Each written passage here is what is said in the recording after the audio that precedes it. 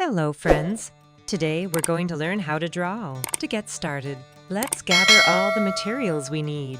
Paper, pencils of various thicknesses, an eraser, and of course your imagination. Step 1. Beginning. Let's begin with the basic shape of. Sketch light outlines to determine its size and placement on the paper. Step 2. Details. Now let's move on to the details. Add on the right and on the left. These details give its distinctive features. Step 3.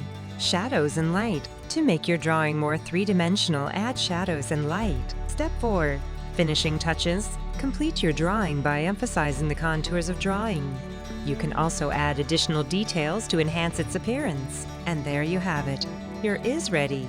Don't forget to sign your drawing and share it with us in the comments. Thank you for watching. We hope this tutorial helped you learn how to draw. Please remember to subscribe to our channel and leave your suggestions for future lessons. See you in the next video.